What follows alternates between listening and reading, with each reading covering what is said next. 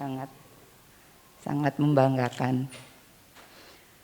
Dan semasa hidupnya Pak Arifin, saya tuh hampir tidak pernah mengetahui apa yang dikerjakan oleh Pak Ape, cuma sedikit-sedikit aja. Tapi yang sangat familiar untuk saya adalah rumah kebangsaan. Itu satu-satunya yang saya ingat, itu adanya rumah kebangsaan. Mungkin karena rumah kebangsaan ada di Pattimura dan jadi intens lah Pak Arifin berhubungan dari Pattimura itu ke Gria. Saya ingat Pak Teten sering mundar-mandir lewat lorong itu, dikejar anjing pula, anjing kita. Ya itulah yang saya tahu tentang RK ini. Saya rasa saya nggak akan berpanjang lebar. Sambutan saya ini mudah-mudahan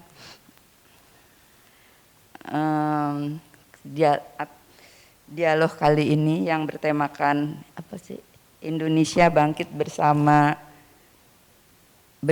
atasi krisis lewat ketahanan energi bisa berjalan dengan lancar. Wassalamualaikum warahmatullahi wabarakatuh.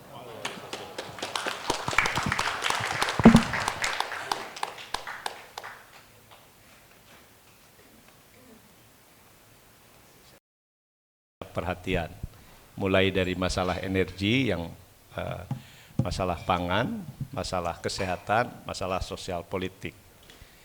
Nah, waktu itu RK atau Rumah Kebangsaan dibentuk karena waktu itu sudah mulai ada kekhawatiran mengenai soal pluralisme. Usai ini karena mulai muncul ideologi yang mengancam pluralisme. Nah, kita berpikir waktu itu, ini gagasan Pak Ape, bahwa Indonesia itu tetap harus di tengah, plural. Ya, karena kalau bergeser ke kiri atau ke kanan, ini bukan sesuatu yang baik. Dan kita perlu merangkul, kita menyiapkan, kalau ada apa-apa, ada pilar-pilar bangsa. Yang kalau ada apa-apa, pilar-pilar itu yang akan ketemu. Nah, pilar-pilar itu tokoh-tokoh masyarakat dari berbagai lapisan, berbagai etnik, berbagai agama dan lain sebagainya, sehingga kita kalau ada apa-apa bisa dialog gitu. Jadi kira-kira itu RK itu, dan ternyata agak benar kan prediksi waktu itu, ternyata memang intoleransi itu kan makin tinggi. Tapi dalam perkembangannya kita tidak bicara terlalu serius karena ini mau dibikin semacam cair, diskusinya itu cair. Jadi waktu itu ada Pak Komar, ada saya, Pak Isal Basri, banyak lah ya yang terlibat di sini, Cak Kardi, ada juga Pak Rikat Bangun, ada Osdar, dan Pak Ape seniornya dengan Pak Yakob Utama waktu itu yang Kompas. Nah, sekarang dua-duanya sudah tidak ada. Nah, kita teman-temannya sepakat Pak Ape tidak ada, tapi ide-idenya harus kita terus hidupkan, karena saya kira apa yang dipikirkan Pak Ape juga adalah concern kita bersama. Nah, hari ini kita akan memulai diskusi, kita namakan AP Dialog, jadi ini memang Arifin Panigoro Dialog lah, gitu ya. Ini nanti akan banyak membahas masalah-masalah kebangsaan, dan hari ini kita akan bahas mengenai energi. Kebetulan ini yang ditulis oleh beliau di dalam buku, yang judul bukunya Yang Terhormat Bapak Presiden tahun 2014 menjelang Pilpres 2014. Waktu itu ini ada banyak tulisan mulai dari isu HAM sampai energi yang memang kita harapkan waktu itu menjadi perdebatan di dalam pemilu. termasuk juga ini kayak message bagi presiden yang akan datang. Nah, Pak Ape termasuk yang menulis bagian energi selain Ibu Tri Mumpuni, sama juga ada siapa lagi, ada beberapa lagi ya. Nah, jadi RK saya kira akan menulis lagi buku yang akan datang dengan visi yang berbeda, nanti milenial yang akan menulis supaya nanti. Nah, malam ini kita akan bicara masalah energi. Kebetulan memang dunia sedang mengalami masalah energi. Ini dunia sekarang mengalami deflasi, pertumbuhan rendah, inflasi tinggi dipicu oleh dua hal, yaitu pangan dan energi. Nah, ini ada Pak Helmi dan juga ada Pak Tuka dari Dirjen. Ini saya kok ya, Pak Tutuka Aryaji dari Direktur Jenderal Minyak dan Gas Bumi Kementerian SDM. Lalu juga ini ada Andiani Putri, ya, ini dari Yayasan Indonesia Cerah.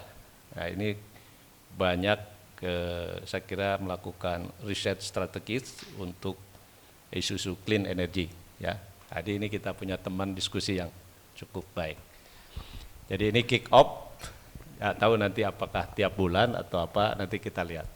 Tapi intinya gagasan Pak Ape, cita-cita Pak Ape untuk membangun negeri ini nggak boleh padam. Kita teman-temannya terus harus memperjuangkan ini semua.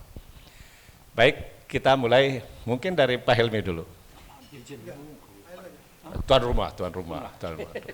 Yang mirip Pak Ape. Saya ini diminta tolong sama Pak Teten, gimana kalau bicara sedikit mengenai transisi energi.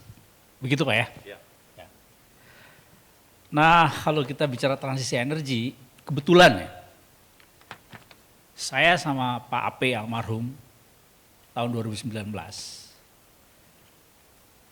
Pak Arifin bilang sama saya, Mi, kita harus set nih strategi perusahaan buat 20 tahun ke depan. Tapi kita nggak tahu what's gonna happen 5 years, 10 years, 15 years down the road. Gimana kalau kita ajak ahli-ahli untuk bikin prediksi, lihat crystal ball. Jadi kita engage lah tuh. Itu akhir tahun 2019, studinya kira-kira 6 bulan lah. Kita engage Wood Mackenzie. Saya bilang sama mereka, very specific.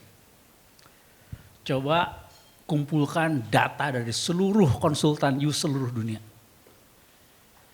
Apa yang akan terjadi dengan supply demand energi in the next 20 years. Dan specifically saya minta sama mereka, apa yang terjadi kalau electric vehicle di-develop at an accelerated mode. Jadi bukan yang biasa-biasa, tapi accelerated. What's gonna happen? Jadi mereka kerjakanlah studi itu. Nah, saya mau share dengan Bapak dan Ibu sekalian pointersnya nih. Ya, it's very interesting. Tapi dia bilang, let's go back about 100 years to see what's going on dengan transisi dari coal ke migas. Jadi poinnya begini, kenapa dia pengen balik 100 tahun? Jadi waktu steam engine ketemu, ya, coal menjadi the energy of choice waktu itu. Ya, semua di-develop, itu late 19th century lah ya. Terus tiba-tiba early 20th century, internal combustion engine develop very rapidly. Terjadi mass production. Daimler-Benz di Eropa, Ford di Amerika, millions of cars diproduksi. Udahlah, itu jadi energy of choice lah, gasoline, migas lah. 100 tahun kemudian, which is today, terbentuklah ekonomi yang hari ini kata IMF, size-nya $100 triliun. And unfortunately, ladies and gentlemen, 80% tergantung sama coal, oil, and gas. Lalu tiba-tiba, at least in the last 10 years, begitu tinggi pressure, terutama buat orang-orang seperti saya nih, yang orang fosil. Hey guys, tidak kurang dari Sekjen PBB, UNFCCC, climate change, code red. Kalau fossil fuel tidak berhenti investment hari ini, di akhir abad naik 2 derajat, and it is katastrofi. Oke lah, saya kira kita semua concern lah ya, bahwa memang CO2 sama temperatur ini berbanding lurus. Dan saya share concern itu. Karena sejak revolusi industri, ternyata hari ini kadar CO2 di udara ini udah 400 ppm. Never happened in history. Jadi it is concerning. Ya. Tapi masalahnya, saya mau pinjam ada kata-kata dari seorang analis di Amerika waktu itu. Bicara transisi energi. Dia bilang begini, Pak Hilmi, facts are stubborn. Numbers are stubborn. Kalian boleh punya keinginan. Tapi keinginan sama target itu lain. Ya. Seluruh dunia termasuk Indonesia, termasuk companies, hari ini semua bilang, by 2060, dunia, negara, company, net zero. Saya sebut itu keinginan. Karena kalau itu target, you have to show me in the next 5 years, berapa CO2 turunnya, siapa yang ngerjain, berapa biayanya, yang bayar siapa. It is not there yet. Nah, jadi kembali lagi ke studi ini. Ya. Memang dengan accelerated mode ini, unfortunately, ya, hari ini memang minyak mungkin tumbuh paling 1%, gas paling 2%, coal flat, renewable energy tumbuhnya double digit, ada yang 9%, ada yang 11%, ada 12% tergantung negaranya.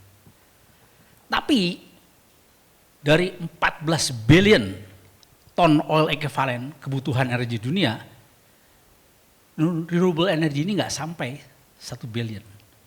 Jadi kalau tumbuhnya 11% in 2035, terus energi demand tumbuh ke 15 billion, ya masih kurang dari 10%.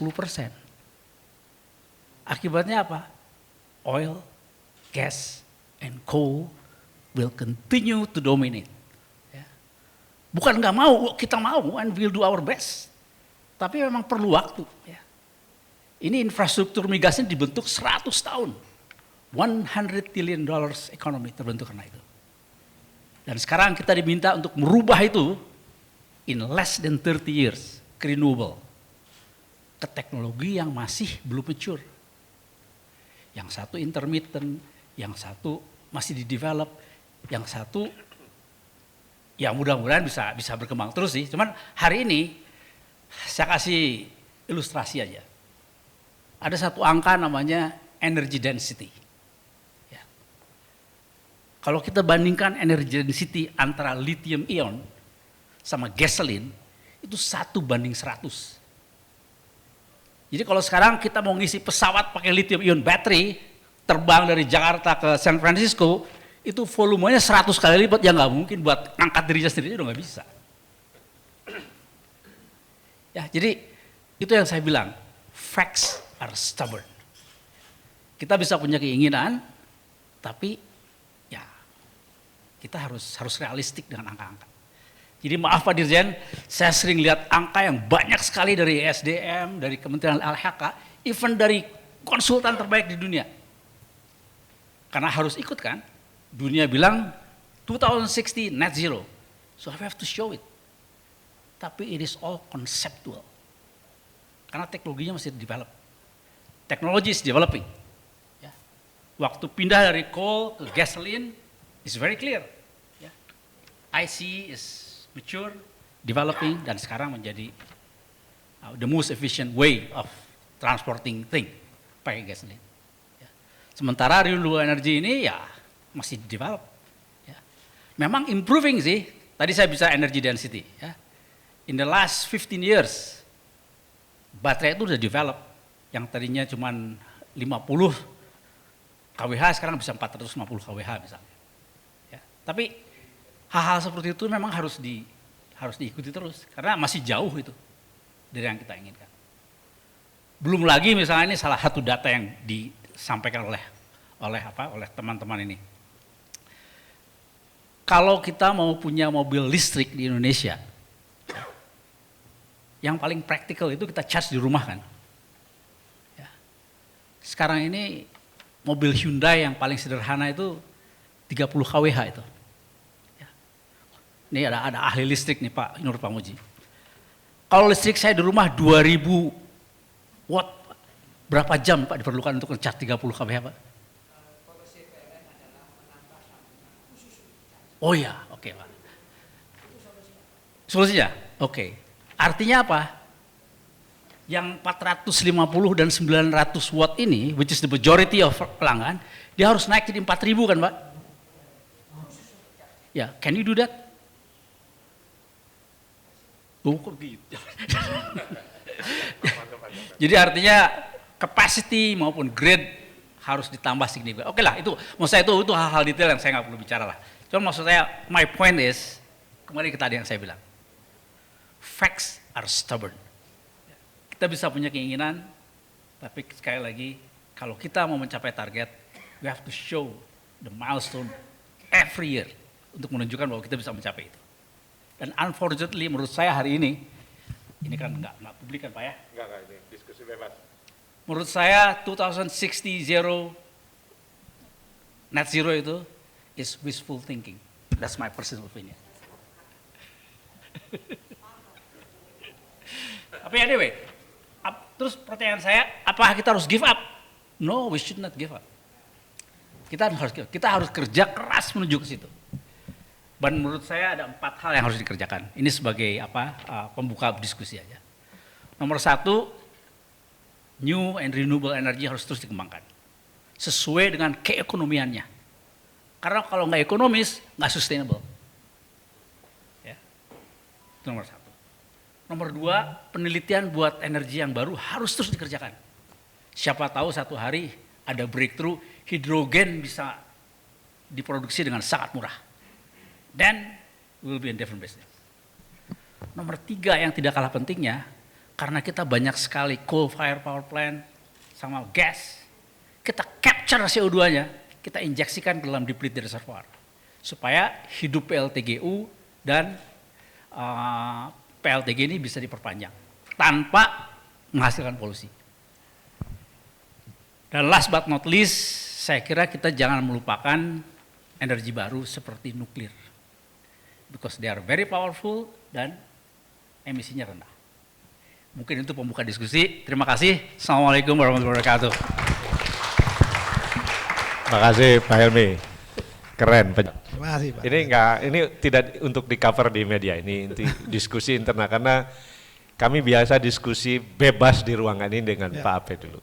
Jadi kita sebenarnya semua rindu ruangan ini karena ruangan ini begitu banyak ide, inspirasi yang tumbuh di ruangan ini. Silakan Pak. Terima kasih Pak Teten, Pak Helmi, ada juga sama saya Pak Amin di sana. Adanya Bu Yani juga ya. Terima kasih Bapak sekalian, Ibu sekalian. Saya menyambung ya sebenarnya dari Pak sampaikan. Tapi yang saya streskan adalah bagaimana kita tidak kehilangan momen panjang ini, transisi ini, kita bisa menumbuhkan kemandirian kita Pak.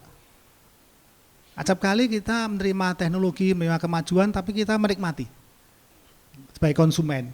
Bagaimana kita meletakkan landasan itu. Nah kalau menurut saya itu start dari satu yang mungkin kita sering lupa. Kalau menurut saya itu apa? Dalam 2 kata adalah politik teknologi Pak. Kita nggak terlalu mendalami hal itu. Kita bisa melakukan teknologi apa, bikin pesawat apa, tapi ini tantangannya kita akan dimakan oleh Airbus atau Boeing setelah sekian puluh tahun hidup. Dan kita nggak punya ground di situ Pak, grab di situ. Jadi apa yang perlu kita pikirkan lebih mendalam? Menurut saya kita perlu lihat diri kita sendiri, kekuatan kita apa. Ibu bapak sekalian, kekuatan kita adalah yang jelas dan kita punyai adalah kita negara maritim terbesar di dunia. Kita lihat sedikit ke Inggris saja, itu negara yang tidak terlalu besar maritimnya, tapi kuat sekali di bidang maritimnya, punya robot, punya apa sampai ke dalam subsurface di subsea ya di sana. Kita negara archipelago. Kalau saya di luar itu ditanya itu pertanyaannya itu moderator Pak yang dari orang-orang sana itu Western itu tanya, negara kamu itu sangat sulit archipelago. Saya juga tersentak karena negara mereka nggak seperti itu. Jadi itu it's very complex bagi mereka. Tapi itu juga sekaligus sebagai opportunity kita bahwa kita harus bagaimana dengan negara seperti itu. Sebenarnya kita punya sejarah Pak, tapi kita somehow missing sejarah kekuatan kita itu. Bahwa dulu kita pernah memang punya teknologi itu. Bagaimana menguasai samudra, menguasai ocean yang sangat besar itu. Tapi kita somehow missing. Kalau kita lihat negara lain Pak, seperti di Norwegia, sejarah itu masih ada sampai sekarang dan membangun kekuatan teknologinya di bidang itu. Jadi sejarah itu menjadi apa? Soul of nation Pak. Tumbuh di bangsanya mereka. Sehingga membawa ke kejayaan yang kuat memang ke depannya. Nah saya akan mengingatkan seperti ini, bahwa kalau menurut saya dengan kondisi alam seperti ini di Indonesia itu yang perlu ditanamkan menurut saya Pak, distributed locally energy. Jadi misalkan kalau di suatu tempat sana kekuatannya energi angin, ya angin di sana. Sekarang yang terjadi kan gas dari Tangguh dibawa ke Sumatera Utara, nyebrang Indonesia lah itu. Gas di mana bawa kemana? Jadi kita nggak menerapkan itu. Angin yang paling kuat mungkin di Kupang. Kita nggak benar-benar hidupkan itu. Nah dari yang Pak Hilmi sampaikan tadi tentang net zero emission, memang kita punya planning Pak. Ya mungkin Pak Hilmi disampaikan wishful thinking bisa aja. Tapi intinya begini ya, sama saya soroti. Dalam planning itu yang paling dominan ke depan adalah solar PV.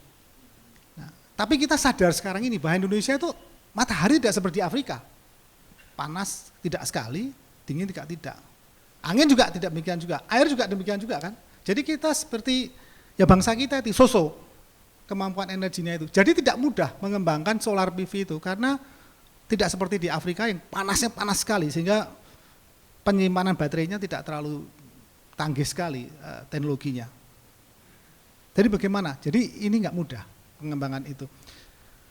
Air juga demikian, kita banyak tapi kenyataannya nggak terlalu banyak dilaksanakan juga. Nah, sekarang ini saya akan sampaikan kepada kondisi saat ini kita yang kita punyai, yang sudah ada indikasi. Ini blessing Pak Helmi ya, berkah kalau kita lihat ya. Kemarin belum lama, sebulan lalu ditemukan istilahnya sumber daya, potensi sumber daya gas yang tidak kecil di utaranya Aceh.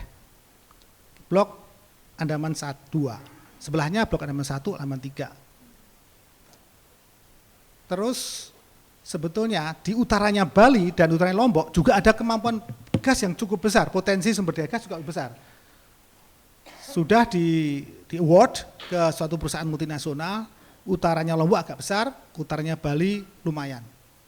Tapi kemarin, baru 2 minggu lalu, kita juga umumkan ada 2 lokasi wilayah kerja yang cukup besar juga potensi sumber daya gasnya juga, yaitu di Singkil dan di Nolabo. Terus apa kita biarkan Pak? Potensi itu. Saya kira nggak prudent kalau kita nggak ambil cepat-cepat itu. Saya kira kita nggak prudent. Kita punya potensi yang kita akan biarkan. Belum lagi yang dulu 50 tahun lalu yang belum kita kembangkan saat ini adalah Natuna. Natuna is very big. 3 kalinya Masela. Tapi 50 tahun lalu juga kita nggak kembangkan. Gas juga. Masela juga belum kita kembangkan. IDD juga belum. Jadi kita sangat berlimpah dengan gas. Itu istilah bahasa Jawa dilalahnya Pak. Di mana-mana kita temukan gas. Terus apa bagaimana sikap kita? Saya kembali ke pernyataan saya pertama. Ya kita manfaatkan ini sebaik-baiknya sebagai energi transisi. Jangan kita sekarang mainstreamnya sangat kuat di renewable energy. Kemudian kita juga ikut-ikutan tanpa kita menyiapkan diri kuat bisa membangun manufaktur sendiri di bidang renewable energy. Saya kira we miss the moment. Jadi kita perlu menggunakan energi transisi ini untuk menjadi modal membangun renewable energy dengan kekuatan kita sendiri. Kalau tidak kita miss lagi. Industri migas ini kan sudah 125 tahun di Indonesia, tapi kekuatan kemandirian apa yang bisa kita harapkan? Kita rig juga nggak terlalu kuat membuat sendiri, manufaktur. Peralatan migas juga nggak terlalu kuat dalam membuat sendiri. Jadi kalau kita runut ke dalam, TKDN kita memang tinggi, tapi di bidang yang teknologinya kuat, teknologinya heavy, kita nggak buat sendiri. Misalkan turbin, kita beli itu. Jadi kalau yang model di luarnya casingnya bisa, merakit bisa, tapi begitu once in heavy teknologi kita nggak buat. Walaupun kita cukup tinggi loh, TKDN mungkin 57-60%. Jadi kembali lagi ke sana, kalau menurut saya drive-nya ini dalam energi ini, drive-nya memang teknologi menurut saya, plus teknologi dalam arti yang luas ya. Dan kita harus bisa memilih teknologi apa yang bisa kita bangun juga, tapi memang kita itu, bangsa kita ini, karena diskusi kebangsaan Pak ya, pernah mempunyai sejarah kita kuat dalam teknologi, tapi kemudian somehow hilang. Jadi missing link ini gimana? Saya bisa buktikan Pak, zaman kita membuat Borobudur Pak, itu sangat kompleks, sangat simetris, terdiri dari 2 juta blok batu bata, dan disusun begitu. Kemudian kalau kita lihat sistem drainage-nya luar biasa. Kalau tidak canggih, sistem drainage-nya itu akan hancur candi itu. Jadi karena ada lubang-lubang untuk ngalir ke sana. Jadi kita sambung, kita punya kemampuan itu. Tapi entah kenapa hilang. Jadi kemampuan manusianya saya tidak meragukan. Ibu-bapak sekalian, jadi kesimpulannya menurut saya energi ke depan Indonesia menggunakan potensi yang ada di kita, yaitu gas yang jumlahnya sangat berlimpah, untuk menjadi modal kita akan akan berpindah ya ke renewable energy dengan berbagai macam, dengan cara yang tepat. Karena itu it's not easy, memang sulit. Terakhir Pak, kalau Bapak sampaikan tentang nuklir tadi, tanpa nuklir kita tidak akan menjadi negara maju. Sebesar kita negara kita sebesar Amerika, penduduknya tidak jauh dari Amerika, tapi kita banyak laut, Amerika puluhan nuklir, dan yang lain energi semuanya ada, baru bisa maju. Tanpa kita nyentuh nuklir, it's impossible. Itu saya kira yang disebut dengan kedaulatan energi, menurut saya, ya nuklir itu. Yang lain-lain saya kira ya kita bisalah tumbuh, tapi nggak akan bisa jadi negara maju. Kita selalu takut dengan nuklir. Tapi yang takut karena nuklir itu selalu takut karena gempa dan sebagainya. Tapi yang namanya negara Jepang, setiap hari mungkin gempa. Berapa belasan, nuklirnya lebih dari 10, hampir 10-an PLTN. Jadi keberanian itu ada. Dan di dalam energi, menurut saya Pak, Bapak sekalian, harus ada top down, harus ada perintah dari atas, dari negara. Tidak mungkin kita nuklir diskusi sama masyarakat, kalau saya bangun nuklir gimana? Nggak bisa. Dalam energi harus ada porsi bahwa ini order dilaksanakan. Nah seperti itu. Dan karena memang beda ininya itu cara membangunnya beda. Dan skalanya memang sangat besar kalau nuklir. Nuklir saat ini Pak yang generasi keempat itu seperti membawa koper. Kopor saja, sangat aman. Jangan kita takutin seperti apa. Di ITB, teman-teman kami itu ada 19 orang yang meneliti tentang nuklir, satu kelompok keahlian di sana, di bawah Profesor Sakiso, dan membuat algoritma dikirim ke Jepang untuk dibikin di sana, di Mato sana. Jadi dalam arti bahwa manusianya bisa mendesain dan sebagainya dalam skala tertentu, bisa gitu. Baik, saya kira itu Pak, terima kasih. Tepuk tangan. Terima kasih Pak Dirjen. Terima kasih. Assalamualaikum warahmatullahi wabarakatuh. Selamat malam semuanya. Saya mesti jujur kalau saya jiper banget nih datang ke acara ini. Kaget banget gitu loh, ternyata wah isinya tokoh nasional semua, dan juga bahkan senior-senior saya juga banyak semua di sini yang jauh lebih berpengalaman di dunia energi, transisi energi, dan mungkin bisa menanggapinya dengan lebih dengan lebih banyak dagingnya gitu. Tapi izin saya di sini mau klaim aja deh, saya mewakili suara Gen Z dan milenial. Saya klaim aja ya gitu. Karena memang Yayasan Indonesia Cerah sebagai suatu lembaga nirlaba sebenarnya kami itu bukan think tank ya. Think tank ini ya mitra kami ya, ISR di sini ada Pak Fabi Tumiwa gitu ya, dan ada juga Mas Deon gitu ya. Kami itu sebenarnya adalah lembaga nirlaba yang bertindak sebagai Strategic Communications Hub dan mendukung gerakan masyarakat sipil yang ingin mendukung, yang mendorong agenda transisi energi di Indonesia. Jadi mungkin saya bisa bicara banyak dari perspektif masyarakat sipil dan kami juga banyak melakukan kegiatan dan penelitian dengan mereka yang di bracket usia 17-35. Ya benar kan, Gen Z dan milenial kan berarti ya. Jadi saya ingin menyampaikan mungkin perspektifnya mereka di sini. Salah satu hal yang kami lakukan ada dengan Mas Burhan dari Indikator.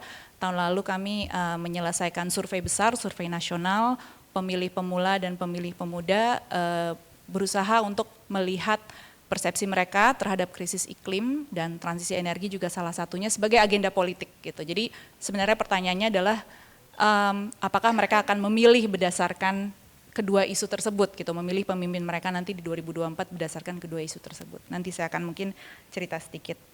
Tapi tadi kan pertanyaannya adalah sama nggak nih gitu ya pandangannya. Kurang lebih sama sebenarnya sama Pak Hilmi dan juga Prof. Tutuka.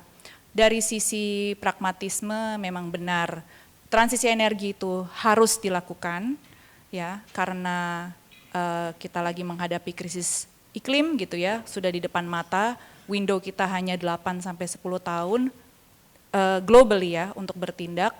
Di saat yang bersamaan juga opportunity-nya juga nggak bisa diignore, kita itu adalah negara dengan sumber energi terbarukan yang besar sekali gitu ya, paling tidak kita kalau bisa seize opportunity di riset, inovasi gitu loh, kita bisa terdepan gitu, karena tadi Prof. Tutuka bilang manusianya sih nggak usah diragukan gitu kan.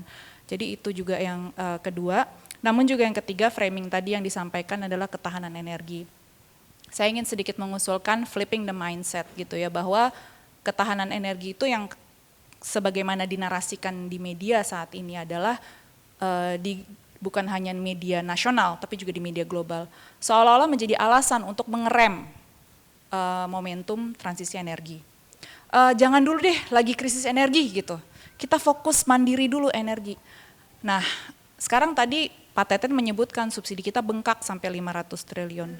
Kenapa itu? Karena ternyata profil dari konsumsi energi kita yang ternyata sistem energi kita sangat vulnerable pada meningkatnya harga energi internasional. Padahal kan sumber dayanya dari kita ya gitu ya, gasnya dari kita gitu misalnya, batu baranya dari kita, kenapa tetap membengkak gitu ya. Jadi ada sesuatu yang perlu diadres di situ, di mana kemandirian energi itu perlu didefinisikan, di mana bukan hanya kita supply-nya cukup gitu ya dari hasil dalam negeri, tapi juga sistem energinya sedemikian rupa sehingga dia tidak terekspos gitu loh terhadap naik turunnya harga internasional ini, dan mau nggak mau sampai kapanpun energi fosil itu akan selalu terekspos karena di saat bersamaan dia adalah komoditas ekspor juga gitu loh, di saat yang bersamaan dia menjadi pasokan gitu untuk kebutuhan dalam negeri. Nah itu perlu ada pemikiran di situ mungkin. Nah balik lagi ke positioning saya sebagai suara Gen Z dan milenial ya, generasi TikTok ya. Berdasarkan survei kami dengan Indikator dan juga berdasarkan kerjaan kami ya banyak dengan generasi tersebut, kita banyak kerjasama dengan komunitas-komunitas yang berbasiskan di kampus gitu ya, dan juga kita sempat membantu ESDM untuk membangun outreach-nya ke anak muda gitu ya. Itu antusiasme untuk energi terbarukan itu lagi tinggi-tingginya. Jadi energi terbarukan berkat berbagai kampanye seputar green jobs gitu ya, terus future industries gitu, itu menjadi aspirasi, bahkan sampai dengan tahap menjadi value proposition bagi generasi ini, terutama mereka yang berpendidikan tinggi ya, jadi mengenyam pendidikan universitas gitu ya, dan juga bahkan yang universitas dalam negeri maupun luar negeri. Di survei kami dengan Indikator yang mensurvei anak muda di seluruh Indonesia usia 17-35 dengan sampel 4020, benar ya Mas Burhan, itu menunjukkan bahwa pengetahuan mengenai krisis iklim itu tinggi sekali. Lebih dari 80% dari responden mengetahui dan memahami ya, bisa dari berbagai pertanyaan kita bisa menyimpulkan memahami krisis iklim. Dan bahwa itu menjadi hal yang penting bagi mereka, mereka merasakan itu berdampak pada diri mereka, pada keluarga mereka, pada negara.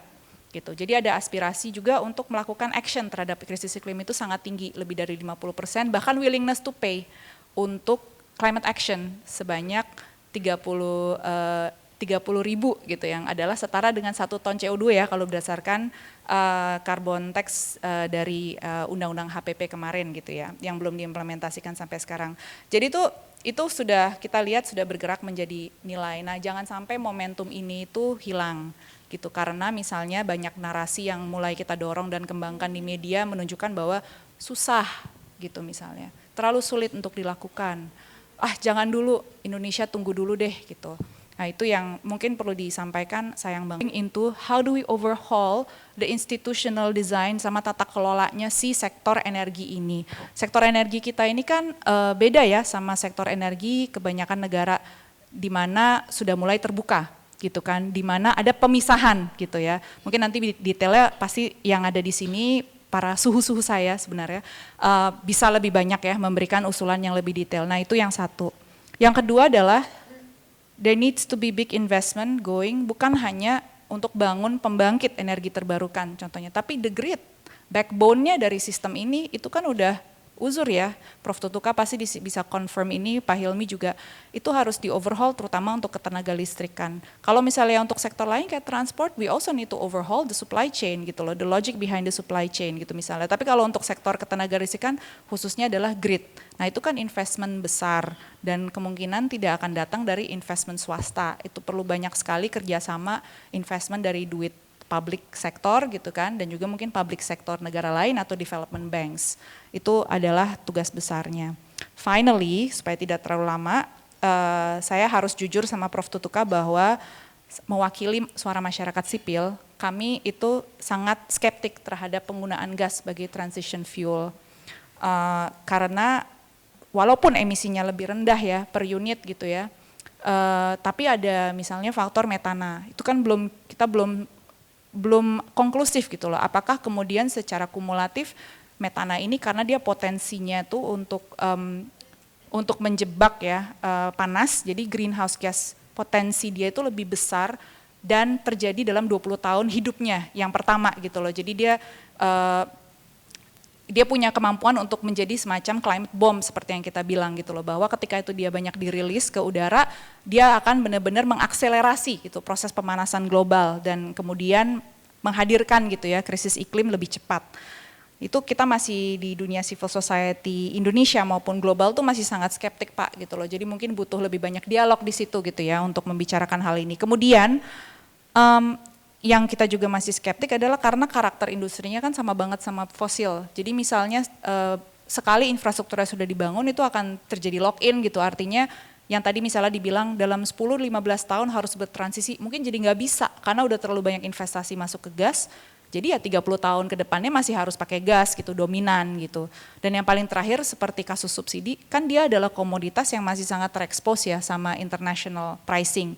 Apa misalnya bisa kita memberlakukan harga nasional, apa misalnya kita bisa memberlakukan DMO gitu ya, di mana terus harga nasionalnya kita tekan, kita cap, apa nanti nggak ada backlash, ya soal kelapa sawit aja backlashnya gede banget gitu kan, terus kemudian batu bara aja kemarin menetapkan DMO dengan harga lebih rendah, backlashnya gede banget gitu, dan juga itu kan nggak fair juga sama pengusaha gitu, yang udah masuk, udah invest, terus dia ditekan harganya gitu. Nah itu pertanyaan besar kan, what happens kalau next time ada harga gasnya dikrisis lagi gitu, global gitu.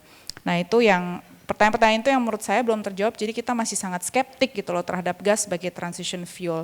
Kemudian yang terakhir tentunya, walaupun poinnya Prof. Tutuka itu, we take your point Pak soal nuklir ya, karena memang ada logika strategis di situ ya, kalau misalnya punya nuklir berarti we can become a powerful nation dari sisi strategis ya, tapi masih sangat nuklir skeptik karena ya itu ya, safety issue gitu ya, pasti gak ada yang mau nuklir di backyardnya lah. Misalnya contohnya saya pro nuklir gitu ya. Tapi kalau misalnya dibangun nuklir dalam radius berapa kilometer rumah saya, mungkin saya nggak mau, tetap takut lah gitu loh. Jadi itu skeptik banget, ini mau ditaruh di mana gitu kan. Nanti infrastrukturnya, ini di luar dari soal masalah gempa ya, tapi kayak kita harus jujur, safety culture kita kan nggak bagus ya di Indonesia ya, kalau boleh jujur gitu.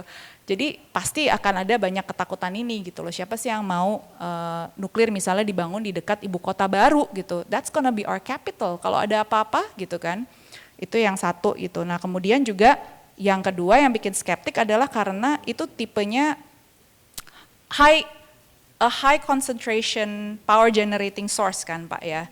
Jadi kan pasti kayak gede banget kan fasilitasnya gitu. Nah terus kemudian apakah itu tidak bertentangan dengan logika di mana kita harus desentralisasi dan mendorong lebih banyak ya, memberikan ruang gitu kepada lebih banyak pemain gitu ya.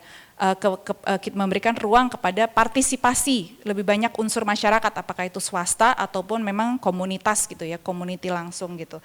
Takutnya kan kalau kita udah punya nuklir, apalagi punya beberapa fasilitas, then it will kill everyone gitu loh, istilahnya gitu ya. Karena semua akan dapat disuplai dari si nuklir ini. Jadi gimana dari sisi sistem ekonomi kita ke depannya dan sistem energi itu dia compatible nggak gitu, kayak gitu. Mungkin kalau dari saya segitu dulu, saya izinkan menutup bahwa climate crisis ini membutuhkan climate solutions. Tapi bukan sekedar climate solutions yang melihat dari hitungan emisi gitu. Betul, kita masih butuh solusi yang bukan hanya affordable, bukan hanya secara teknis betul-betul dapat mengurangi emisi gitu ya. Tapi juga kita butuh solusi-solusi yang genuine yang mewujudkan visi Indonesia itu ke depannya harus gimana, sejahtera secara sosial, sejahtera secara ekonomi, dan juga secara politik juga demokrasi kita bisa terjaga. Itu mungkin penutupnya. Melihat dari segi teknologi, ya alhamdulillah ada Pak Tutuko di sini, ada Prof. Tutuko. Saya sepakat Pak, bahwa you name it gitu loh.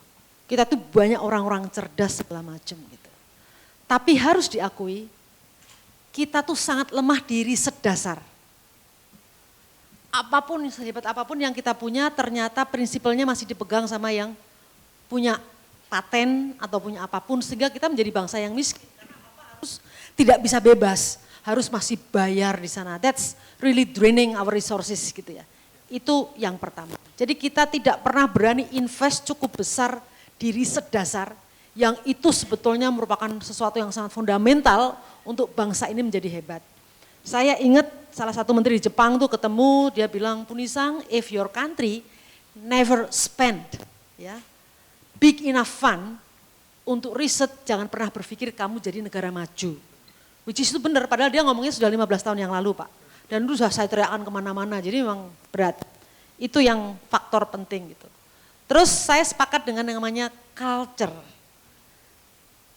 Tahun 2001 kita ini sekelompok LSM dengan Gus Dur bareng waktu itu, ya dalam tanda petik diminta sama Westinghouse dan beberapa negara besar yang ingin masukkan nuklir. Waktu itu masih di Rembang. Ya. Sedemikian rupa kami katakan bangsa Jepang itu di sana tuh ada yang namanya supergenosa. Jadi orang yang betul-betul very hidupnya itu kayaknya dilahirkan untuk jadi every precision, super precision gitu. Sampai dibilang supergenosa. Boro-boro itu Pak, kita sampai ke sana gitu ya. Untuk hal-hal yang kecil saja kita masih mencong kiri kanan gak karu-karuan. Dan kita itu terkenal sebagai bangsa yang rileks dan menggampangkan. Jadi kalau kita punya orang hebat, ini sangat berbahaya memang ya, saya katakan kalau ya sudahlah jangan di Rembang, kalau mau bikin ya di Kalimantan. Pak Hilmi ini geologis gitu dan kata suamiku, pinter banget gak pernah belajar tapi pinter Pak Hilmi itu, super pinter lah. Jadi pasti tahu gitu bahwa Kalimantan katanya yang paling stable gitu ya dibandingkan Ring of Fire yang lain. Jadi kemarin saya relate, ini maaf ngomongnya kemana-mana, saya relate dengan kunjungan Dirjen Irena ke lembaga kami kemarin di kebun itu. Dia juga nanya yang sama, what do you think of nuclear? Jawaban saya, jawaban masyarakat saya bilang. Kalau semua renewable energy di Indonesia, kita ini kan blessed by God, renewable energy yang negara lain nggak punya. Tapi kita nggak mengembangkan, that's the biggest issue. Saya nggak tahu, mungkin nanti yang tahu jawabannya, apalagi private sector bisa menjawab. Saya bilang 28.000 megawatt geothermal kita kan belum terbangun semua. Kenapa pusing dengan nuklir? Itu aja beresin dulu, habisin semua. Terus Pak, bioafter. Tadi Pak Hilmi ngasih contoh yang bagus banget itu ya. Tapi kita punya bioafter. Lawang di Papua itu Saya ingat kan, saya tanya itu, Israel itu pengen banget ya, kalau ada diplomatic pouch dengan kita, nyewa lahan hanya untuk apa? Nanem tanaman yang nanti jadi bio after. Saya daripada dipinjamkan ke Israel, kenapa nggak kita tanam sendiri gitu. Jadi kalau you name it lah Pak, segala macam itu ada gitu ya. Dan yang terakhir ini takut yang lain bagian waktu, kita ini dibesarkan dengan paradigma kalau menurut saya ya, itu dogma kesejahteraan global. Ini yang buat kita sengsara dan disparitas miskin kaya semakin besar. Karena dipikirnya itu IRR, NPV, setiap proyek itu begitu saja. Ya, jadi net present value, value to whom? Those who are rich to become more richer gitu ya. Nah ini dogma kesejahteraan global ini harusnya kita beranilah merubah paradigma kita menjadi, kalau bahasa saya ini, hipotesa kesejahteraan lokal. Bapak sudah menyebutkan, kalau memang di situ adanya coal, ya udahlah, moth mining coal, manfaatkan sebesar-besarnya di situ. Di Pulau Buru adanya geothermal, pakai itu gitu. Jangan orang Jawa bilang mengoyoworo itu apa ya, jadi beyond kemampuan kita gitu. Jadi itu Pak yang sekarang ini semua harus berpikir yang bisa di-fulfill by the local resources, gunakan itu. Bahkan ada ide gila, kenapa Indonesia tidak beli ini ya, tidak beli kapal induk satu, taruh aja di antara pulau-pulau kecil itu. Ini pernah waktu Pak Joni jadi menteri di Pak Jokowi awal periode itu loh. Pak Joni itu namanya Hendro Priyono ya kalau nggak salah ya. Whatever lah, pokoknya kakaknya Mas Hengki. Selain itu juga Dewan Pakar dengan Pak Fabi Tumiwa, Asosiasi Energi Surya Indonesia. Saya tadi terinspirasi dua hal. Satu, Pak Teten bilang akan ada produksi red palm oil. Jadi minyak goreng yang warnanya merah nanti karena tidak di bleach dan itu dialokasikan untuk koperasi. Nah, kemudian Mbak Putri ini banyak sekali menginspirasi juga mengenai adanya alokasi, ya, adanya alokasi. Nah, itu dua kata itu buat saya penting karena saya sekarang mendorong pertumbuhan tenaga surya. Ya, energi kita, kebutuhan energi kita akan tetap tumbuh dan masih besar. Belum ada peaknya ya, kita melihat ke depan 2060 kayaknya masih gini terus. BPPT ngelihatnya masih gini terus. Emisi kita masih gini terus gitu. Nah, saya hanya berharap gitu ya, ada alokasi ya di mana pertumbuhan energi itu sebagian diberikan kepada kegiatan yang tenaga surya. Kenapa tenaga surya? Karena tidak butuh APBN, Pak. Tidak butuh APBD, tidak butuh bantuan luar negeri. Para industriwan yang pemilik pabrik itu memang berkeinginan untuk memasang rooftop PV itu di premisnya masing-masing. Karena mereka ingin menunjukkan, kalau saya bilang mereka ingin bersolek bahwa mereka juga melakukan transisi energi. Bahwa mereka ingin juga menunjukkan kepada dunia bahwa sebagian dari energi yang mereka gunakan adalah green. Nah, untuk itu saya pikir kita perlu mengalokasikan bahwa sebagian dari pertumbuhan ini memang nanti dialokasikan untuk diisi oleh tenaga surya yang berasal dari rooftop PV. Saya kira semoga hal-hal ide ini bisa dibeli gitu ya oleh pemerintah, oleh PLN, oleh termasuk para pemain energi yang besar ya, bahwa janganlah semuanya itu, semua pertumbuhan energi ke depan itu janganlah diambil oleh pemain-pemain besar. Please alokasikan sebagian kecil, nanti akan diisi oleh tenaga surya yang diupayakan oleh kami sendiri di lingkungan swasta, tidak minta dana pemerintah, tidak minta dana APBD. Kita bisa swadaya karena teknologinya itu sudah sedemikian rupa sehingga bisa dibangun sendiri, keekonomiannya sudah ada. Cuma jangan sampai dihambat, itu aja yang kita inginkan. Terima kasih Pak Teten. Kita geser dulu dari ini. Ini ada Pak Edi mungkin. Komisi Energi, mitranya Prof. Tutuko. Saya mungkin ingin membawa sedikit cerita. 25 tahun yang lalu saya masih di perbankan, saya masih baru diangkat jadi Vice President di salah satu bank asing. Saya menghadiri sebuah conference mengenai renewable energy, mengenai green energy. Saya masih ingat di Manila waktu itu. Dan waktu itu para pesertanya, pembicaranya mengatakan, oh Indonesia has the biggest renewable energy potential in the world. Mereka mengatakan gitu. 25 tahun berselang, hari ini Indonesia still has the biggest renewable energy potential in the world. Artinya apa? Kita jalan di tempat. Nah kalau di jalan di tempat 25 tahun, saya mempertimbangkan itu, saya consider itu justru jalan mundur. Tuh.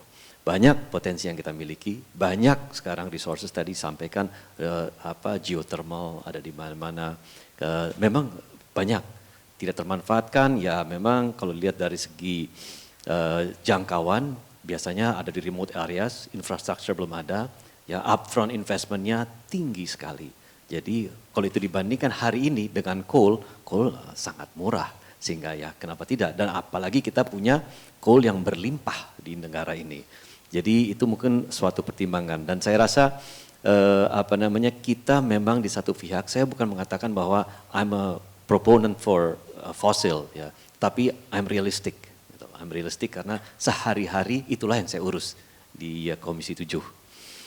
Saya setuju tadi dengan apa yang disampaikan oleh Pak Hilmi, saya kira secara simultan 4 elemennya harus berjalan. Renewable energy, fosil harus berjalan, carbon capture, dan new energy seperti nuklir. Nuklir sekarang saya kira tidak perlu bicara nuklir yang besar, saya kira yang sekarang ini modular sudah ada. Dan kalau kita bicara Indonesia berada di ring of fire, sudah dilakukan survei bahwa di 2 tempat, Kalbar, Babel itu relatif intensitas gempanya itu rendah, jadi itu bisa, dan masyarakat sudah disurvei di sana, penerimanya ada. Mungkin tadi yang ingin saya petik dari yang disampaikan Pak Hilmi mengenai wishful thinking untuk mencapai target-target yang sudah canangkan. Bagi saya wishful thinking kita hari ini 1 juta barrel per hari tahun 2030 untuk crude. Menurut saya itu wishful thinking. Uangnya dari mana, investornya mana, ya roadmapnya sampai sekarang nggak jelas. Tetapi on the other hand, saya lihat bahwa wishful thinking juga kita mencapai 23% bauran energi terbarukan tahun 2025. Sebagaimana telah kita mandatkan berdasarkan undang-undang tahun 16, undang-undang 16 tahun 2016. Kita telah menandatangani bagian dari Paris Agreement. Itu juga dari mana uangnya, investornya di mana, pengembangannya di mana. Jadi saya kira roadmap kita, baik fosil maupun renewable energy, sekarang ini saya nggak tahu apakah sudah ada roadmap yang mapan, RUEN kita, rancangan umum energi nasional kita sudah mencanangkan itu. Tetapi realistik lah hal itu saya kira juga merupakan hal yang patut kita jadikan PR bersama. Tadi Pak Teten mengatakan, kita punya subsidi 520 triliun untuk energi tahun ini. 520 triliun bukan angka kecil. Membangun ibu kota negara 466 triliun kita butuh.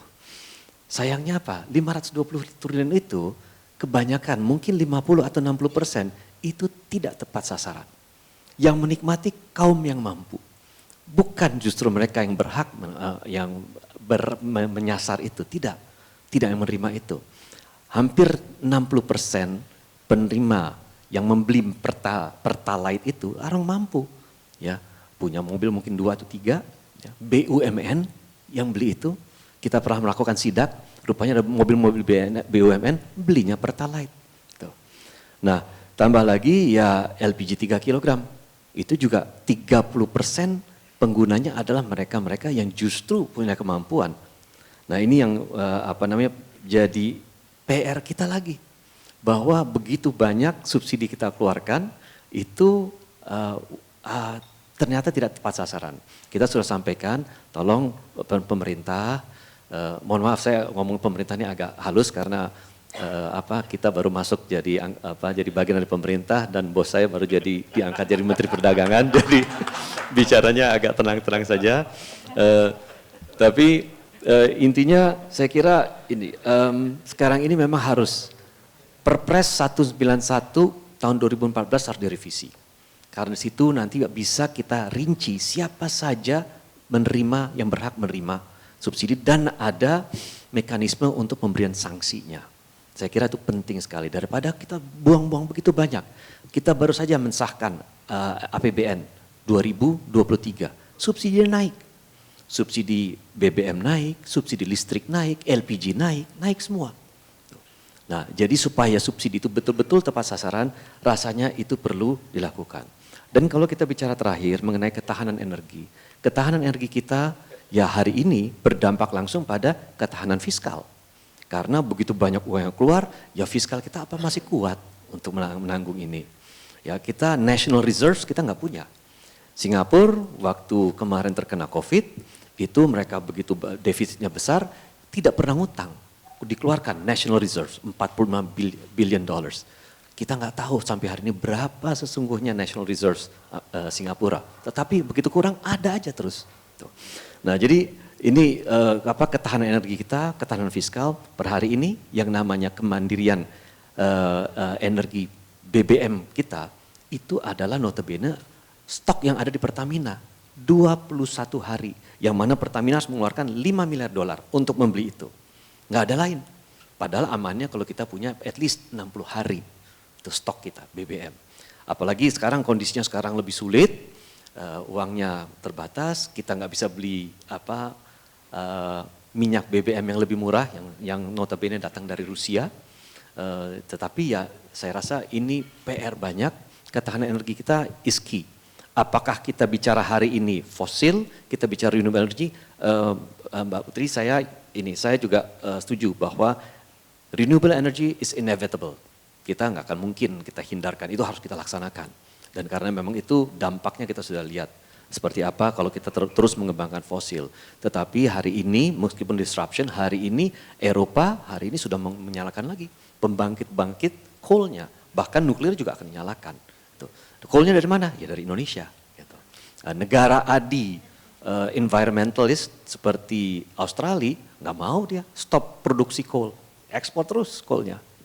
Nah jadi saya kira ya di satu pihak kita bicara ketahanan energi, kedua mengenai sasaran subsidi yang harus tepat, jadi jangan mubazir uangnya nggak banyak, kita terbatas.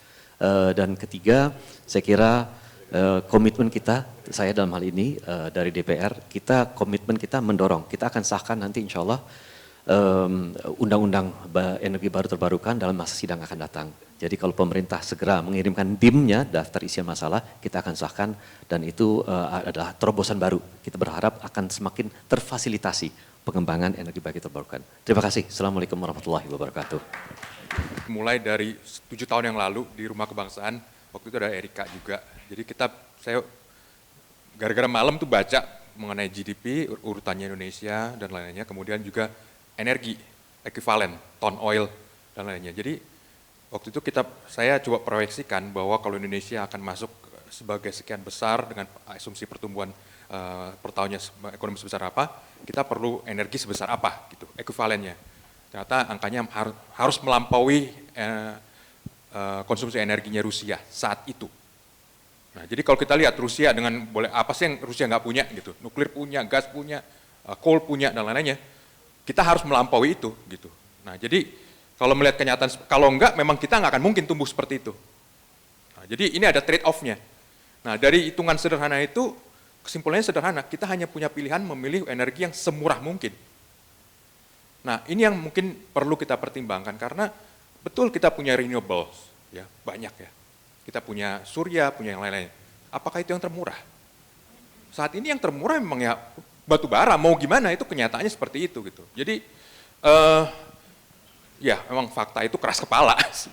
Nah jadi kembali lagi, kalau enggak kita ya lupakan aja kita akan jadi ekonomi terbesar nomor sekian karena we cannot afford it. Nah itu sebabnya kenapa dari 7 tahun yang lalu saya jadi terpikirkan, kayaknya memang nggak terhindarkan bahwa Indonesia harus menggunakan energi nuklir. Sederhananya karena tadi Pak Hilmi sampaikan, densitasnya 1000 kali antara lithium ion sama gasolin ya. Gasolin itu 46 megajoule per kilogram. 46. Energi nuklir 76 juta megajoule per kilogram. Jadi efisiensi densitasnya itu 1,6 juta kali. Jadi, itu baru gasolin. Yang lebih rendah dari gasolin, coal, dan seterusnya. Jadi, kita perlu rencana jangka panjang yang memang komprehensif. Satu, kita nggak mungkin terus-menerus pakai coal. Outstrip, kita punya cadangan tuh mungkin 20 tahun lagi udah mungkin habis, karena kita eksplorasinya juga sangat-sangat tinggi gitu. Jadi, apakah dalam waktu 20 tahun kita bisa menciptakan renewable semikian luas, semikian banyak dengan harga murah? Belum tentu juga. Maka mungkin kita juga harus berhadapan kenyataan, kalau kita tidak punya, ya kita nggak akan bisa mencapai pertumbuhan itu. Nah kalau kita ingin punya pertumbuhan itu ya tadi, kuncinya ada densitas energi. Jadi ya mungkin strateginya, mumpung kita masih punya coal, kita harus membangun nuklir.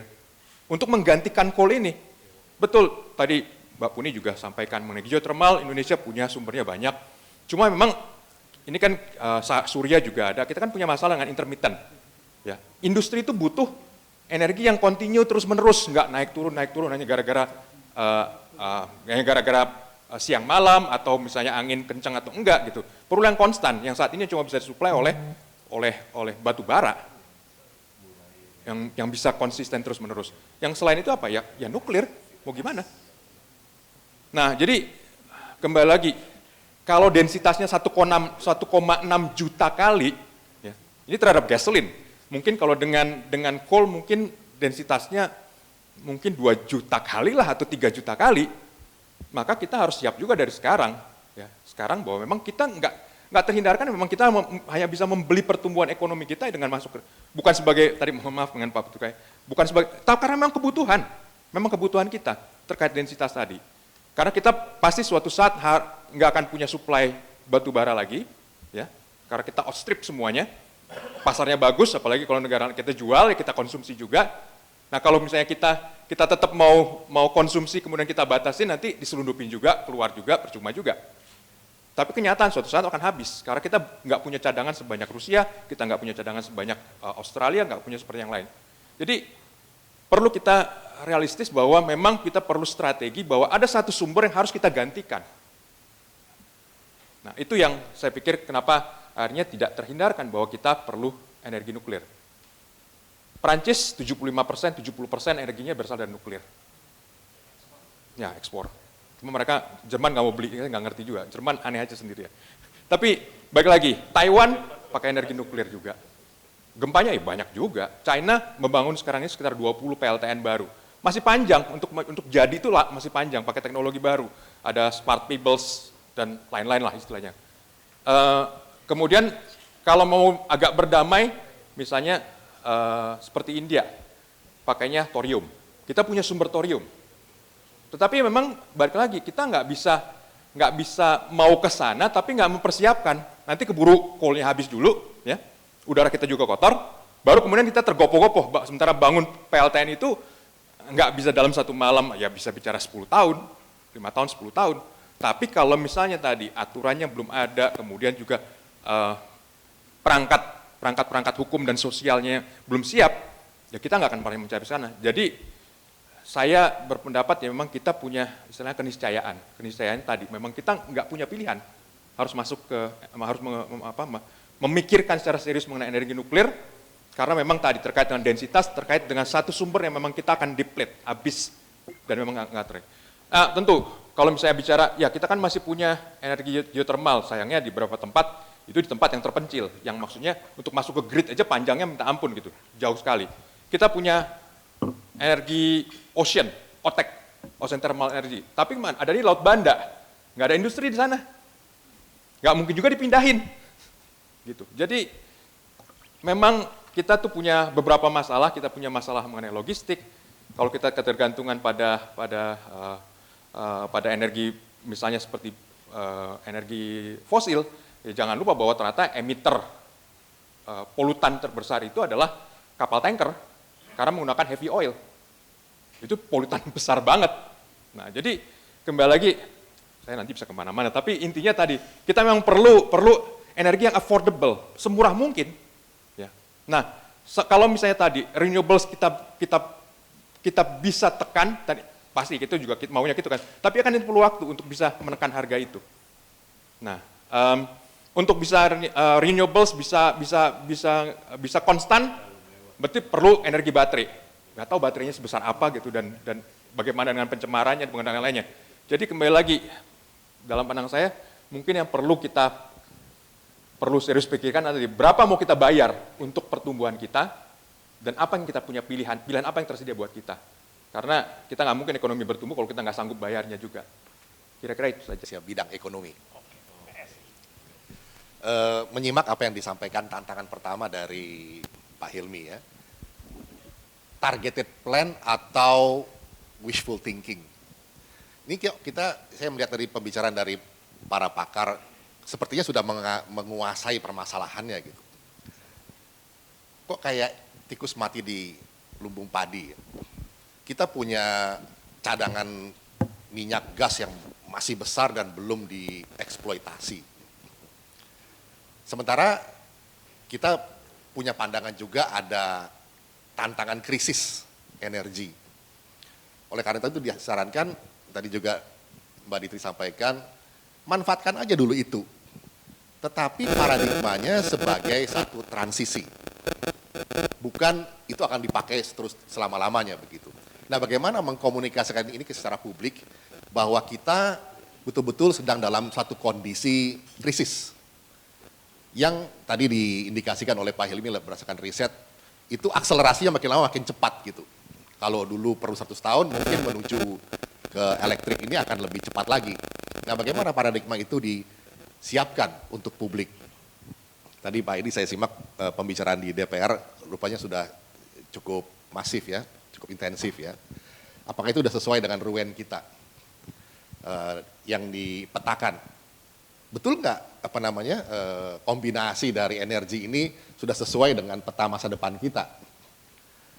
Nuklir tadi disebutkan oleh Bro Paul Tak juga merupakan tantangan yang perlu dijawab.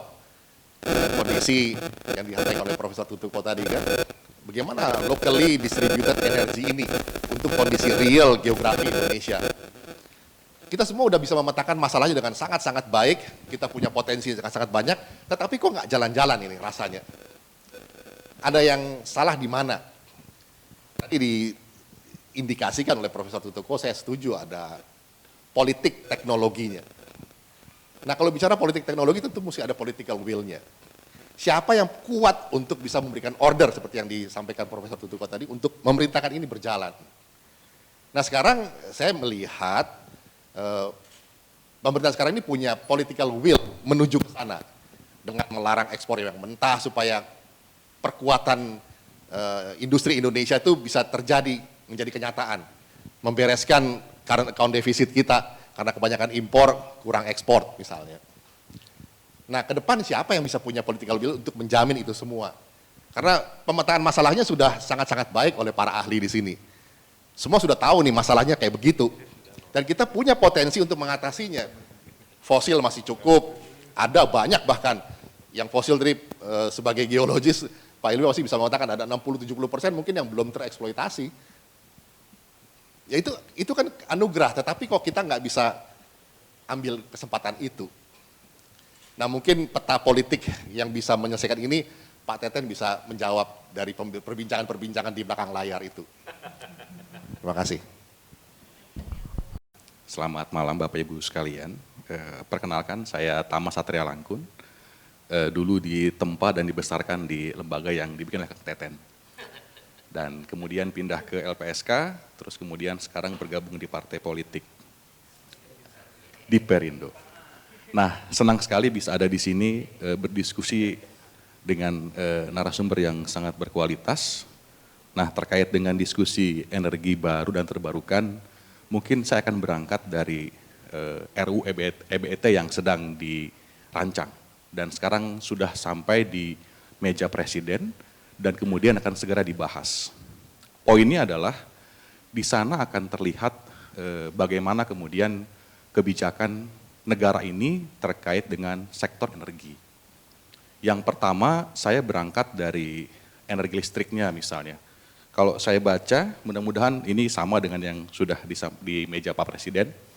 Di pasal 6 ayat 7, pembangkit listrik tenaga diesel itu menjadi EBET paling lambat 2024. Itu artinya bagaimana desain PLN kemudian mengganti pembangkit listrik tenaga diesel yang jumlahnya mungkin 5.000-an. Mungkin nanti ada Pak Amin, Pak Komut, dari Komutnya PLN yang bisa lebih detail soal angka. Pertanyaannya, mungkin nggak? Bagaimana kemudian pembuat undang-undang akan mengganti ini? Dari yang 5.000 itu, kalau saya diskusi dengan teman-teman di PLN, mungkin nggak? Ya mungkin dalam setahun hanya bisa 200, nggak sampai 300. Nah sedangkan sekarang udah 2022, kalau saya baca di pemberitaan, rencananya DPR akan mengesahkan, berencana disahkan sebelum G20. Nah 2024 sisa 2 tahun lagi, kira-kira dalam 2 tahun visible nggak mengganti itu? Nah kalau kemudian dia mengganti, bagaimana menggantinya, bagaimana investasinya, siapa yang ngebiayain, dan lain-lain. Ini menurut saya juga menjadi diskusi yang menarik, dan kemudian juga bagaimana kesiapan PLN-nya sebagai BUMN yang kemudian punya tugas melistriki masyarakat. Nah mungkin nanti Prof. Tutuka bisa tambahkan sudah sampai di mana DIM-nya, kira-kira gimana rencana ke depannya. Termasuk juga tadi Pak Edi sudah jelaskan dengan sangat baik bagaimana kemudian prosesnya di DPR. Itu yang pertama. Kemudian yang kedua, tadi juga Pak Hilmi sudah memberikan insight yang sangat menarik, ada 4 poin di sana, yang itu juga saya sangat setuju sekali, dan kemudian nyinggung soal nuklir. Nah soal nuklir, dalam RUU EBET itu di pasal 10 itu jelas, itu ada rencana bahwa nanti akan dibentuk konsep bahwa kalau mau buka nuklir, itu harus izin dari DPR, satu.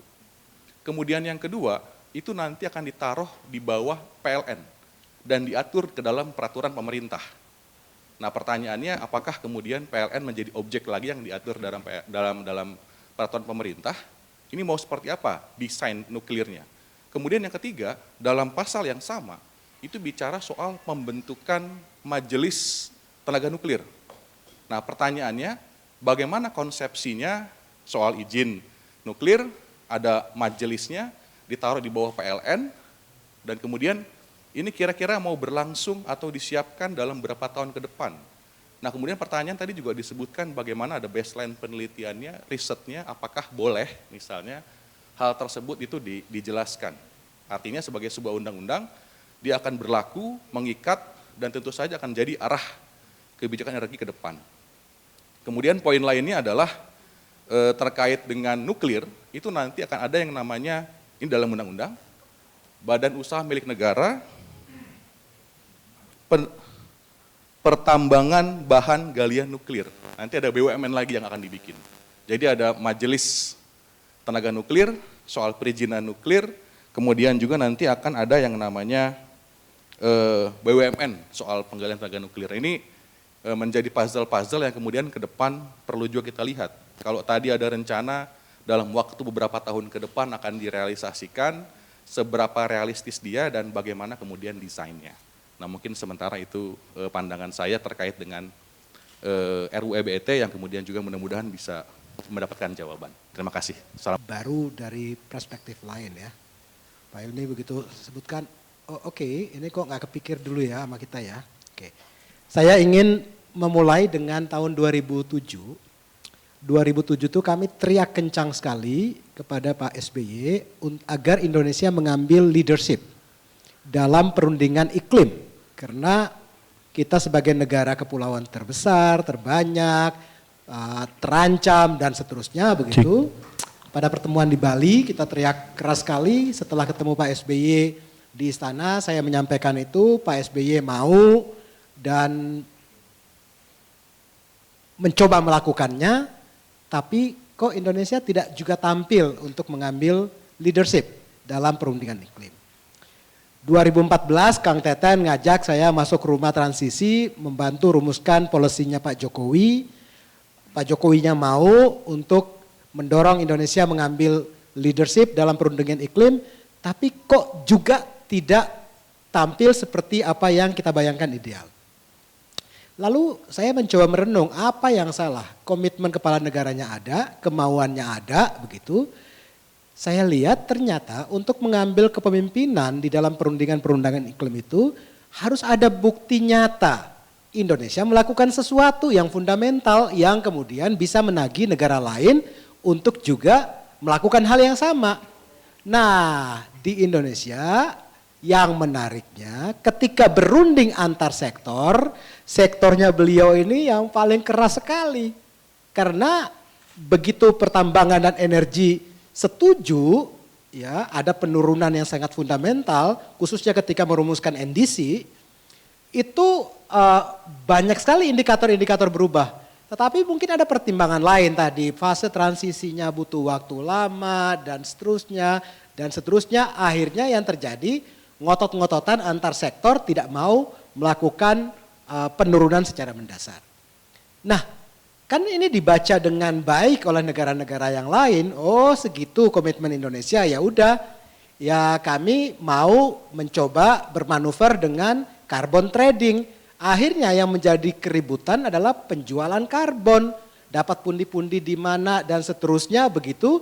Tapi emisi karbonnya enggak juga turun secara mendasar di dunia. Padahal kalau kita lihat data-data, itu apa yang bisa dimulai sekarang? Apakah gelap segelap itu? Enggak, menurut saya sih enggak. Sama sekali tidak gelap.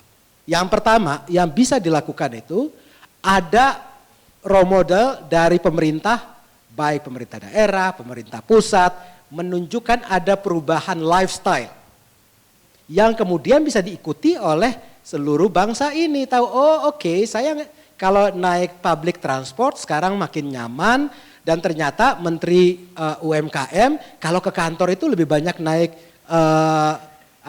public transport loh, misalnya Kang, misalnya ya, Kang Teten udah memulai dengan naik sepeda, misalnya begitu. Hah? Ah ya, ada sepeda bambu malah, Monica yang ngasih. Nah, misalnya seperti itu. Kemudian ada kebijakan-kebijakan yang mudah sekali untuk dilihat oleh publik, ada sebuah perubahan. Carbon capture dan storage itu betul-betul harus dibuktikan. Misalnya Kementerian ESDM itu memaksa penyumbang emisi karbon di pembangkit-pembangkit listrik untuk capture dan storage. Teknologinya orang anak-anak ITB udah mengembangkan dengan cukup baik. Tinggal BRIN tuh Mbak, dimodalin dikit, tambahin risetnya dan segala macam, itu bisa memungkinkan. Jadi ada banyak sekali langkah-langkah yang praktikal yang bisa dilakukan sembari mendorong seperti yang dilakukan oleh Komisi 7. Bagaimana ada undang-undang dan seterusnya dan seterusnya. Saya khawatir kita aman dari segi energi, tapi kita tidak aman dari segi pangan. Kalau kita tidak aman, padahal kita butuh 3 keamanan, 3 kedaulatan utama, air, pangan, dan energi. Nah, sekarang pangan dan airnya kita itu sangat mengkhawatirkan. Energi karena masih stuck dengan pilihan-pilihan yang lama. Terima kasih Kang. Assalamualaikum warahmatullahi wabarakatuh. Isi energi kalau kita lihat dari perspektif global itu sudah kejadian kok ya. Kalau kita lihat ya. Misalnya apa? Sebelum abad 18 sebagian besar energi kita itu dari biomasa. Ya, mau di negara Eropa, Inggris itu pakai biomasa kan. Lalu kemudian mulai ada batu bara. Tapi batu bara masih dipakai untuk buat pemanas saja. Sampai abad ke-18 James Watt menemukan mesin uap yang menjadi cikal bakal revolusi industri.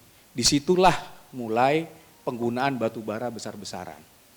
Di Inggris ke Eropa ya, abad 18, abad 19. Pertengahan abad 19 ditemukan minyak. Mulai di Amerika, terus minyak, baru mobil. Kalau kita bicara hari ini mobil listrik itu udah dari akhir abad 19 udah ada. teknologi baterai itu sudah ada. Combustion engine itu baru datang setelah mobil listrik. Tapi apa? Kalah karena tadi energi minyak itu memang lebih mudah, ya, dan pada saat itu bisa lebih murah dan lebih gampang karena ngecas baterai 12 volt yang ditemukan Alexander Volta itu lebih lama dan jarak tempuhnya tuh hanya beberapa kilometer dibandingkan combustion engine. Lalu apa? Tahun 50-an kita nemukan gas di Laut Utara. Itu juga ngubah gas menjadi apa? Tidak saja menjadi sumber energi tapi feedstock untuk industri. Itu sejarah kita mengalami transisi energi global. Nah, sekarang juga mengalami yang sama. Hanya bukan karena penemuan sumber daya baru, tapi karena ada krisis yang dibilang krisis iklim itu. Yang tadi sudah disampaikan, sudah beberapa disampaikan oleh Bang Halid dan lain-lain.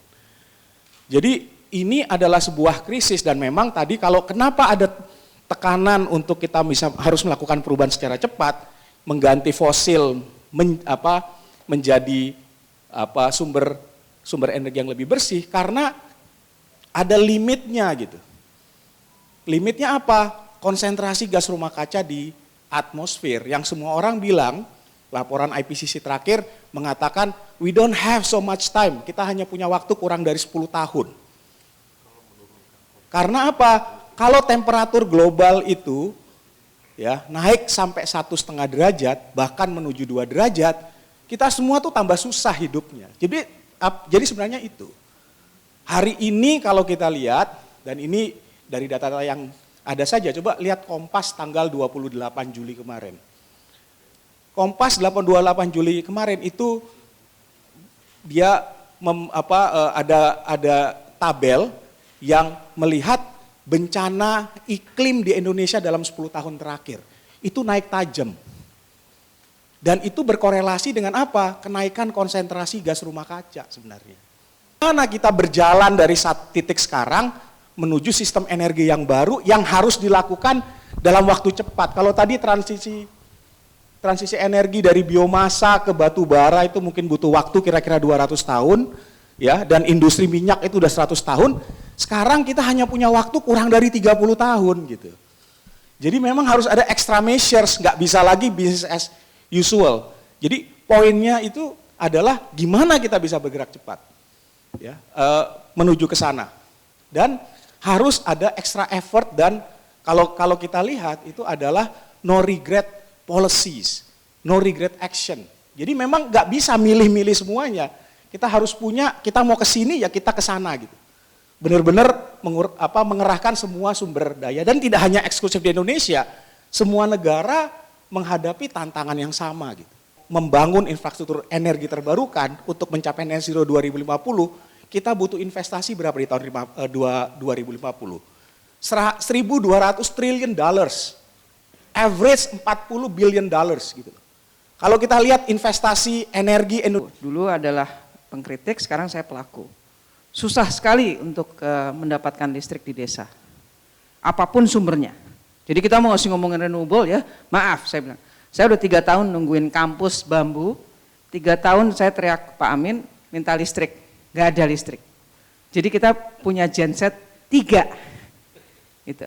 Jadi ini sebagai contoh saja, desa masih banyak desa yang nggak punya listrik, masih banyak gitu. Terus kita ngomongin mau renewable, mau ini, mau maaf gitu. Keadilan atas sumber daya listrik itu juga ketimpangannya juga besar. 2 soal harga antara listrik di NTT dengan listrik di Jawa. Orang NTT bayarnya 3 kali mahal. Yang 3 ya, misalnya mereka bilang, oke, kita desentralisasi berdasarkan sumber daya yang ada. Contoh ya, karena saya kerja di bambu, saya bilang bambu itu bisa limbahnya, industrinya bisa jadi biomasa. Sudah dilakukan oleh Eropa. Penurunan signifikan dari penggunaan kendaraan pribadi masuk ke transportasi publik dan menggunakan sepeda. Meskipun nanti berkembang menjadi sepeda listrik. Kita juga nggak ke sana, sepedaan juga anget-anget tai ayam gitu di Sudirman. Nanti pemerintah daerah juga bikin jalur sepeda juga Semuanya lubang-lubang. Ada tulisan gambar sepedanya, tapi juga ada lubangnya. Itu. Ini contoh. Jadi kayaknya kita harus bikin diskusi ini sering-sering. Tapi kalau mungkin topiknya selain ketahanan energi juga sektor-sektor lain. Terima kasih. Sunaryadi sedang nyasar jadi komut PLN. Tapi yang saya sampaikan bukan terkait PLN. Dari mendengarkan diskusi-diskusi tadi, saya senang bisa belajar banyak. Terus ada dua hal yang saya lihat yang perlu dilakukan. Mesti bicara detail. Artinya kalau bicara energi, ini maksudnya mesti energi primer nih. Terus mesti didetailkan satu persatu. Migas, detailnya seperti apa, transisinya seperti apa. Geothermal, detailnya seperti apa. Ini jarang dibahas geothermal ini. Jadi kan nggak ada yang tahu bahwa beberapa bulan yang lalu Kepala Badan Geologi mengatakan potensi geothermal di kita ada 357 titik. Pemerintah, Kementerian SDM hanya bisa ngebor 2 titik per tahun. Nah, ini nggak pernah dibahas. Jadi perlu dibahas detail. Kemudian tadi surya, angin, terus hidro. Jangan lupa Indonesia ini dulu terkenal punya rainforest. Artinya tanahnya cocok untuk tumbuh pohon gede. Kalau itu ditanam banyak, nanti secara terencana ditebang, dijadikan pelet. PLN beli pelet equal dengan kalori batu bara. Tapi yang dibeli nggak ada. Terus jangan lupa lagi, kita punya sampah mungkin terbanyak di dunia. Itu energi. Jadi kalau dicacah, dikeringkan, dicacah, sampah Bantar Gebang atau di tempat lain ya, itu di PLTU batu baranya PLN willing untuk beli equal kalorinya batu bara. Jadi sampah lupa dibahas. Ya pernah dibahas tapi yang saya lihat minta insentif, minta tarif tinggi. Terus saya pelajari lagi, oh ini mau jualan pembangkit kecil, margin tinggi. That's not the objective. Nah, yang saya maksud begini, sepertinya dari materi semua tadi perlu dibahas detail satu-satu nih. Transisi fakta sekarang seperti apa, ke depan seperti apa. Tentu harus dicari yang murah kan. Terus faktor kedua, competitiveness.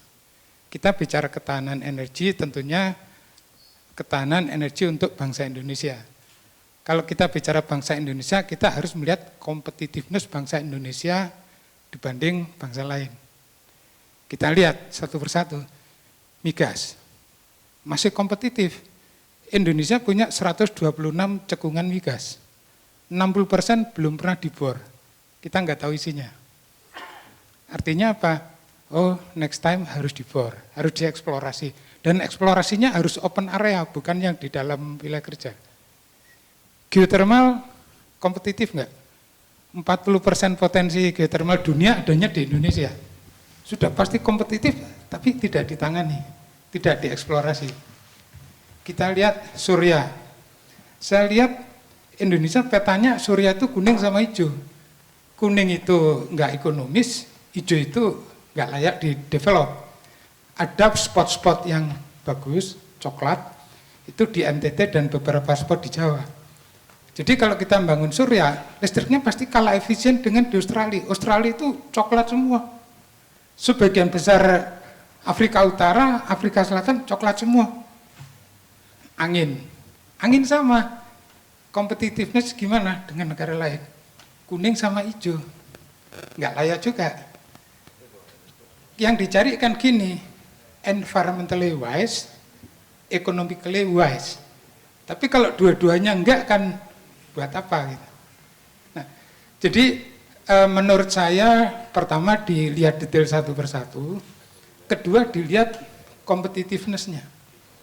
Kalau yang memang potensi kita enggak kuat, enggak kompetitif di develop, nanti kita pasti kalah lawan bangsa lain. Jadi kalau yang kompetitif oil and gas, geothermal, sampah, hutan, bukan berarti hutan yang ada ditebang ya.